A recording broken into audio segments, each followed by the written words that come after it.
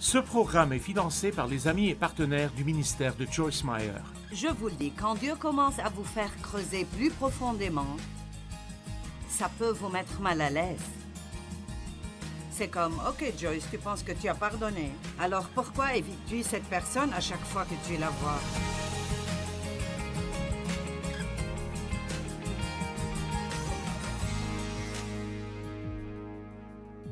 Eh bien, je vais vous poser une petite question. Avez-vous déjà été blessé par quelqu'un d'autre? A-t-on abusé de vous? A-t-on menti à votre sujet? Ou vous a-t-on menti? Vous a-t-on trompé ou dupé? Avez-vous vraiment fait beaucoup pour quelqu'un et puis quand vous aviez besoin de lui, il n'a plus eu de temps pour vous?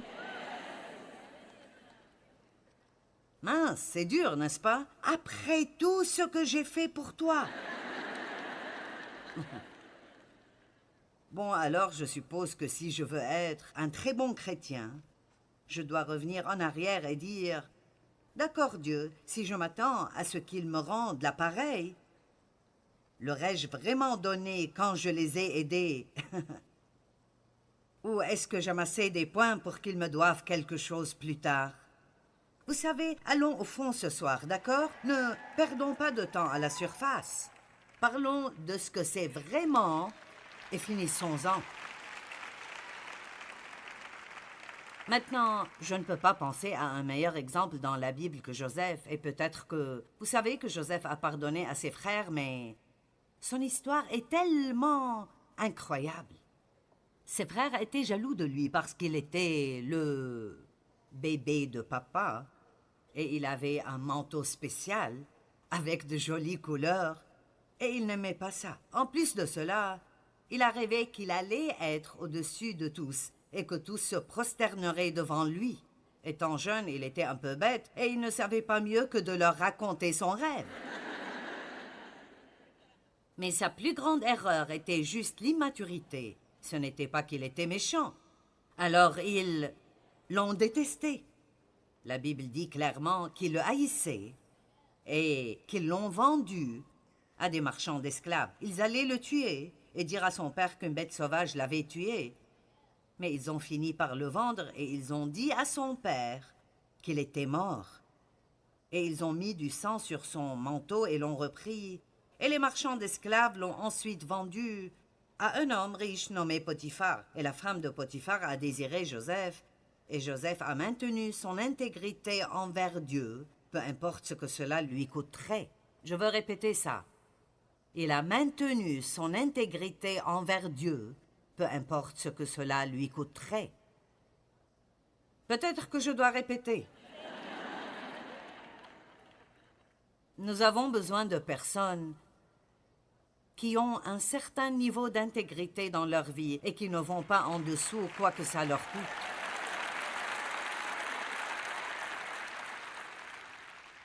Les compromis dans l'Église et parmi les gens qui disent être chrétiens est en train de totalement ruiner notre réputation, d'être des gens chez qui aller lorsque vous avez besoin d'aide. Ceux-là même qui vous tentent de faire des compromis vous haïront si vous le faites. Ils veulent quelqu'un qui prendra position et fera ce qui est juste, un exemple. Donc je répète, Joseph a maintenu son standard d'intégrité et plutôt que d'aller coucher avec elle comme elle le voulait, il a refusé. Elle a menti à son sujet et dit qu'il avait essayé de la violer et Potiphar l'a fait jeter en prison où il est resté pendant autour de 13 ans pour quelque chose qu'il n'a pas fait. Donc ce type avait des difficultés. Puis quand il a été jeté en prison, il a rencontré un échanson et un panetier. Ils étaient, l'échanson et le panetier, dans la maison du pharaon et ils voulaient être libérés. Ils ont eu une sorte de rêve et Joseph était capable d'interpréter ce rêve. Et ils ont fini par sortir de la prison. Et l'une des choses qu'il a dites est « Ne m'oublie pas ». Et quand il fait, ils l'ont oublié et l'ont laissé dans sa prison. Mais finalement, Pharaon a eu un rêve. Joseph était capable de l'interpréter et le pharaon l'a amené chez lui. Et vous connaissez probablement l'histoire de la prison au palais. Il a fini par être le second de Pharaon. Eh bien, il a finalement eu l'occasion de prendre sa revanche contre ses frères. Mais se venger, cela ne faisait pas partie de son ADN. Et alors, il leur a pardonné, s'est occupé d'eux pendant le reste de leur vie, et il a dit quelque chose que nous devons tous réaliser ici ce soir. Il a dit, vous aviez médité de me faire du mal. Dieu l'a changé pour mon bien.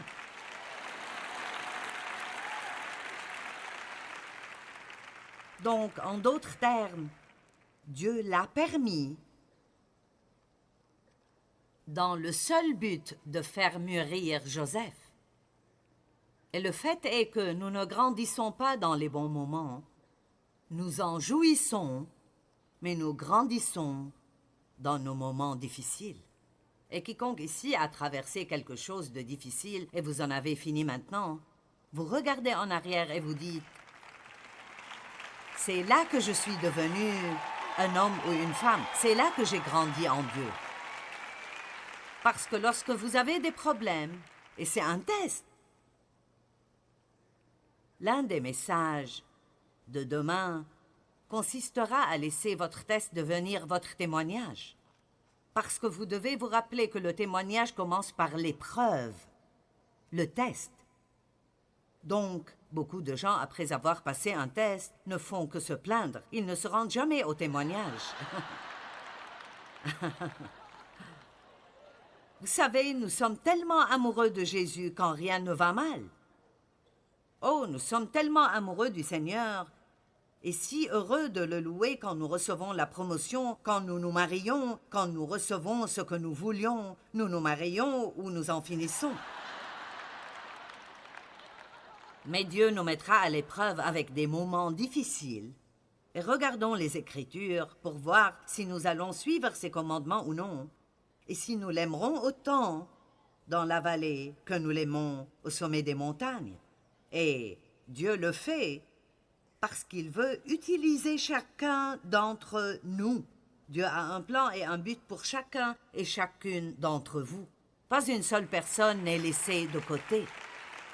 Dieu a un plan et a besoin de chacun d'entre vous. Si vous pensez que le monde va être gagné par une poignée de prédicateurs dans leur chair ou par quelques personnes à la télé, vous avez tort, car la plupart des gens qui ont besoin de Jésus ne viennent pas à l'église et ne regardent pas des chaînes chrétiennes, à moins que leur télé soit bloquée dessus et qu'ils ne puissent pas l'enlever. Et j'ai eu un gars qui m'a dit ça. Il a dit, « Tu m'as absolument effrayé. » Il a dit qu'il était dopé et que c'était au milieu de la nuit. Il a allumé la télé et j'y étais et il ne voulait pas m'écouter. Alors il a essayé de changer de chaîne et elle ne changeait pas. Il a dit le seul bouton de ma télé qui marchait était celui qui haussait le volume. Il est allé chercher de nouvelles batteries. Les amis, toujours la même chose. Impossible de se débarrasser de moi. Dès que mon programme était terminé, la télécommande a recommencé à fonctionner. Il a dit qu'il s'est mis à genoux, a commencé à se repentir et a été sauvé.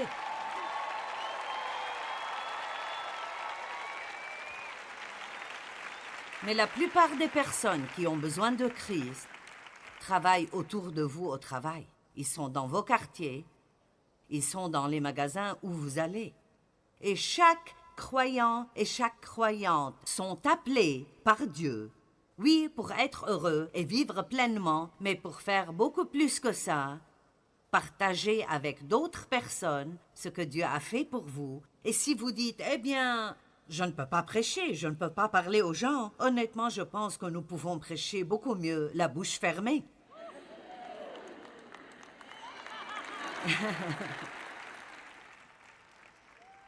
Ce que nous devons faire, c'est sortir et vivre la vie. Nous devons agir comme des chrétiens. Alors que pensez-vous qu'il se passe quand quelqu'un au travail vous maltraite? Vous savez qu'ils vous maltraitent, ils savent qu'ils vous ont maltraité. Et tout d'un coup, ils ont un besoin. Et vous êtes le premier à intervenir et à dire « j'aimerais t'aider ». Eh bien, vous savez, Rien n'embarrasse plus vos ennemis que de les aider quand ils ont des ennuis. Et rien ne rend le diable plus en colère que quand vous aimez vos ennemis, car dès que vous commencez à le faire, il perd le contrôle sur vous. La seule chose qui nous gêne est nos sentiments. Mais je sens. Mais vous savez quoi? Vous êtes plus qu'un sentiment. Vos sentiments sont quelque chose que vous possédez et vous ne devez pas les laisser vous posséder. Vous pouvez faire la bonne chose sans avoir envie de la faire. Amen. Je vais répéter. Vous pouvez faire la bonne chose sans avoir envie de la faire. Si je fais ce qui est juste seulement quand j'en ai envie, nous aurions tellement de dégâts. Et vous? Donc, Paul a été blessé plusieurs fois, je veux dire. Il y a quelques écritures ici qui sont étonnantes. 2 Timothée 4, 9 à 17, Paul a dit « Viens au plus tôt vers moi, car Démas m'a abandonné par amour pour les plaisirs du siècle présent et il est parti pour Thessalonique. Crescent est allé en Galatie, Tite en Dalmatie. Eh bien, on dirait que tous ces hommes se dispersaient. Cela m'est arrivé lorsque Dieu m'a appelé à commencer à enseigner la Bible. J'étais dans une église à l'époque qui ne préconisait pas les femmes dans le ministère. Je ne savais pas que c'était mauvais parce que Dieu m'a appelé et je voulais faire ce qu'il voulait que je fasse. Mais mes amis se sont dispersés. Ils sont allés dans toutes les directions et tout à coup, j'étais le sujet des commérages de tout le monde. On nous a demandé de quitter notre église.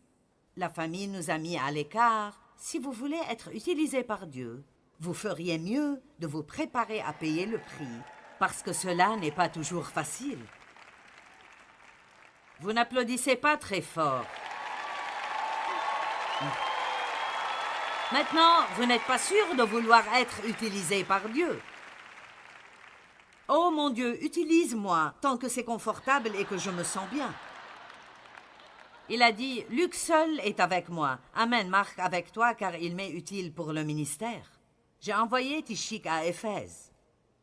Quand tu viendras, apporte le manteau que j'ai laissé à Troas chez Carpus et les livres, surtout les parchemins. Alexandre, le forgeron, m'a fait beaucoup de mal. Et écoutez ça. Mais ce n'est pas mon problème, car le Seigneur lui rendra selon ses œuvres. Maintenant là, quelle liberté! Je veux dire, ce type m'a vraiment maltraité, mais je ne m'en inquiète pas. Je ne vais même pas y penser. Je vais juste prier pour lui, remettre ça à Dieu. Dieu s'occupera de lui. Dieu s'en occupera. Il a dit, garde-toi aussi de lui, car il s'est fortement opposé à nos paroles. Dans ma première défense, personne ne m'a assisté ni m'a soutenu comme défenseur, mais tous m'ont abandonné. Maintenant, écoutez, que cela ne leur soit point imputé. Quel genre de chrétienté est ceci comparé à ce que nous avons aujourd'hui? Je veux dire, je peux prêcher ce message à n'importe quel endroit où je veux aller, n'importe quelle église, quelle que soit sa taille. Et à la fin, je peux demander aux gens de se lever, s'ils ont besoin de prière, pour pardonner à quelqu'un. Et je n'ai jamais eu moins de 80% des gens qui se lèvent. Jamais en 42 ans de ministère. Je vais vous tester et on verra si vous êtes honnête. Mais vous savez quoi? Cela me fait peur et ça m'inquiète. Parce que Dieu dit que nous ne sommes puissants que lorsque nous sommes unis et que nous ne devons même pas laisser le soleil se coucher sur notre colère parce que cela donne au diable une porte d'entrée dans nos vies. C'est pourquoi j'appelle ce livre « Fais-toi une faveur et pardonne ». Vous pensez que vous faites quelque chose pour vos ennemis, vous ne faites rien pour eux, ils ne s'en soucient même pas. Mais quand vous leur pardonnez et vous commencez à prier pour eux, alors Dieu peut leur révéler la vérité et ils peuvent venir à un endroit de repentance et peut-être qu'ils pourront être sauvés au lieu d'être perdus, ce qui est notre travail, comme les petits assistants de Dieu. Je reviens au verset 16. Dans ma première défense, personne ne m'a assisté comme défenseur, ni m'a soutenu, mais tous m'ont abandonné. Que cela ne leur soit point imputé, mais le Seigneur m'a assisté. Tout le monde l'a abandonné, mais Dieu ne nous abandonne jamais. Dieu ne nous abandonne jamais. Je ne vais pas rester en colère contre un tas de gens et essayer d'avoir une relation intime avec Dieu et attendre la faveur de Dieu dans ma vie. Ça ne marche pas comme ça. Quand Dieu dit de faire quelque chose, il l'entend. Et tout ce que Dieu nous dit de faire est pour notre bien. Ce n'est pas pour lui, c'est pour nous. Donc si Dieu dit de donner 10% de vos gains, il n'en a pas besoin, c'est pour nous. Il y a un secret ici pour nous, quelque chose qui va nous aider. Quand il dit « Pardonnez à vos ennemis, peu importe combien ils vous ont maltraités, et priez pour eux, et bénissez-les », il veut que nous fassions cela. Et quand on ne le fait pas, on se fait mal. Et quand nous le faisons, alors nous pouvons voir la faveur de Dieu sur notre vie, et la récompense qu'il apporte l'emportera de loin sur ce que la personne nous a fait.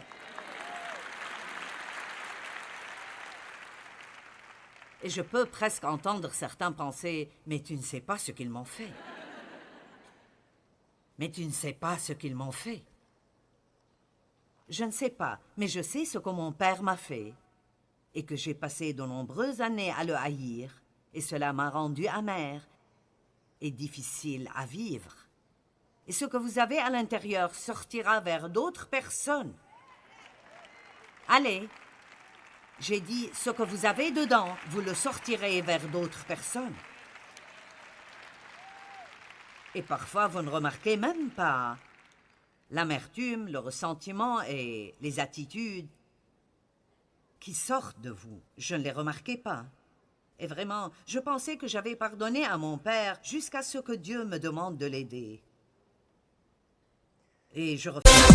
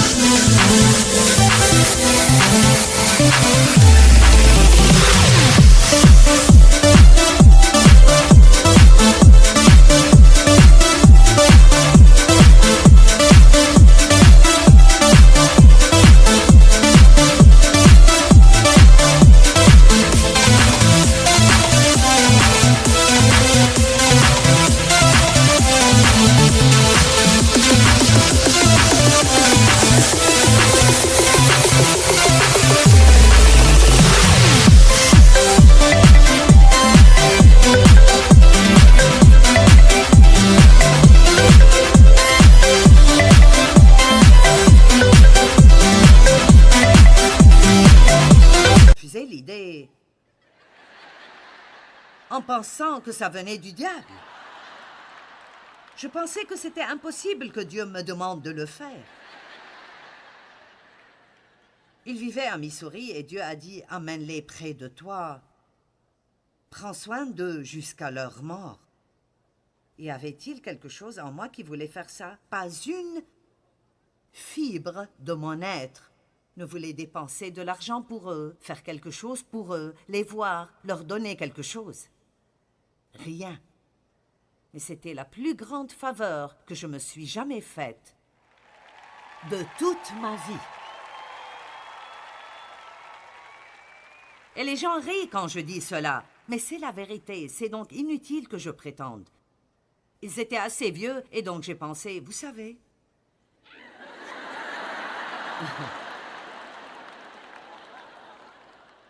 Vous pouvez faire n'importe quoi pendant quelques années. Mais nous avons une certaine longévité dans notre famille. Ma mère avait 90 ans quand elle est décédée. Je me suis aussi occupée de ma tante. Mon père est décédé à 86 ans, mon grand-père l'âge de 102 ans. Je cherchais des statistiques sur le nombre de personnes vivant jusqu'à 100 ans et plus. Seulement 2,02% de la population totale, et la plupart sont des femmes.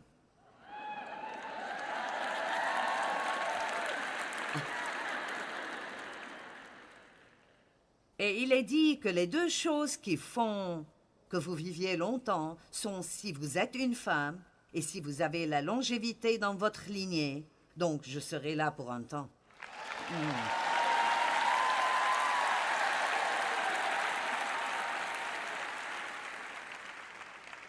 Allez, ce n'est pas la première fois que vous entendez un message sur le fait de pardonner. Vous avez probablement entendu aussi longtemps que vous avez été à l'église. Vous entendez sûrement au moins 1 ou 2 par an. Mais contre qui êtes-vous en colère? Contre qui êtes-vous toujours offensé? Un peu d'amertume. Vous savez que l'amertume est un peu, c'est cette petite chose sournoise. Parce que c'est comme... Eh bien, je lui ai pardonné. Nous pensons que si nous disons officiellement la prière « Je te pardonne », allez, vous savez de quoi je parle. C'est comme « Bon Seigneur, je lui pardonne ». Eh bien, j'ai écrit un petit test ici. Pensez-vous avoir pardonné à quelqu'un? Eh bien, que ressentez-vous lorsque vous entendez que quelqu'un a été béni? Ou lorsque vous entendez quelqu'un dire du bien de cette personne? Oh, je te le dis, c'est vraiment un bon gars. Et vous dites, eh bien... peut-être pas tellement. Allez. Ah, je vous le dis, quand Dieu commence à vous faire creuser plus profondément, ça peut vous mettre vraiment mal à l'aise. C'est comme, d'accord Joyce, tu penses que tu as pardonné? Alors pourquoi évites-tu cette personne à chaque fois que tu la vois? Pourquoi es-tu mal à l'aise à chaque fois que tu entends qu'il lui arrive quelque chose de bien?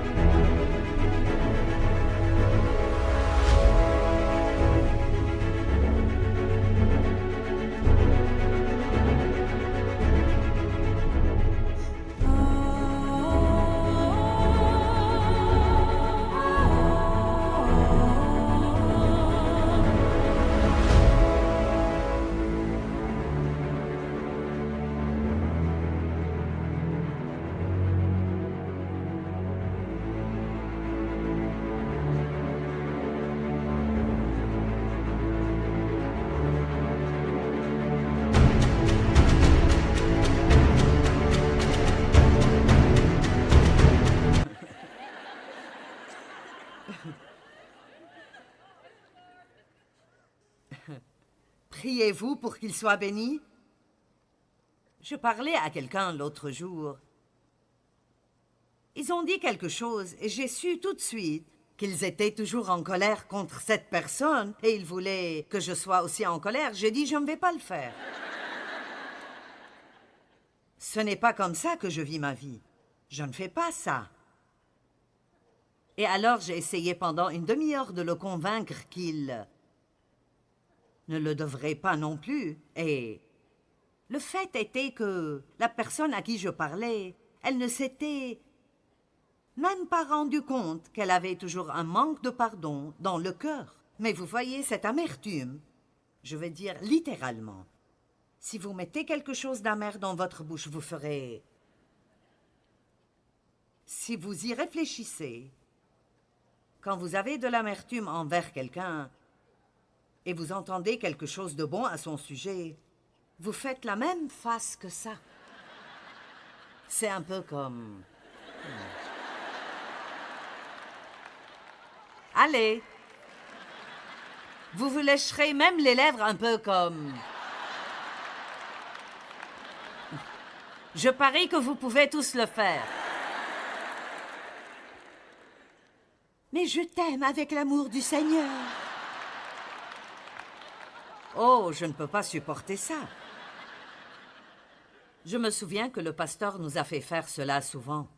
Les pasteurs incitent les gens à faire des choses qu'ils ne voudraient pas faire eux-mêmes. Et il y avait une fille là-bas qui m'avait vraiment blessée et qui racontait des mensonges à mon sujet.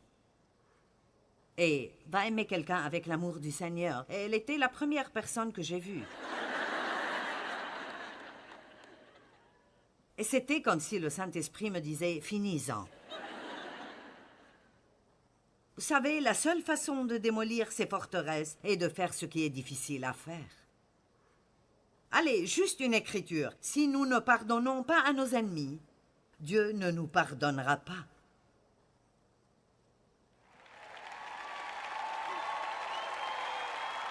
C'est le concept biblique le plus simple. Pardonne-nous nos ennemis comme nous avons pardonné. Pardonne-nous nos péchés comme nous avons pardonné à ceux qui nous ont offensés. Dans Matthieu 6, il dit que si vous ne pardonnez pas, votre Père au ciel ne vous pardonnera pas non plus. Eh bien, si Dieu ne vous pardonne pas, ça coupe notre relation et ça gâche tout dans notre vie. Et je vous dis la vérité, j'ai vécu pendant beaucoup d'années et j'ai passé beaucoup de temps en colère contre quelque chose. Vous pouvez être fâché tout le temps à propos de quelque chose si vous ne faites pas attention, mais ne perdez plus votre temps. J'aimerais que, après cette conférence, vous disiez « J'ai compris, c'est cela ». Je ne vais pas perdre un jour de plus de ma vie en colère contre quiconque.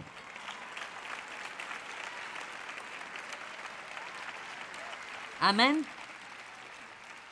Qui avait besoin d'être ici ce soir? D'accord. Vous parlez d'une amélioration du pouvoir dans votre vie. Commencez juste à vivre sans colère et sans offense et voyez ce que Dieu fera pour vous. Vous savez pourquoi il vous honorera? Parce qu'il sait que c'est difficile. Mais si vous attendez qu'il soit votre défenseur, les gens ne s'en sortiront pas comme ça. Dieu le rapportera toujours et vous récompensera, mais seulement si nous le faisons à sa manière. Apprenez à pardonner rapidement et vous pourrez éviter le piège de l'offense. Nous devons pardonner à nos ennemis et prier pour eux. Cela ne les change pas seulement, mais cela nous change vraiment. Quand on pardonne aux gens, alors Dieu peut s'occuper d'eux. Nous ne pouvons pas les faire se comporter différemment, mais Dieu peut le faire.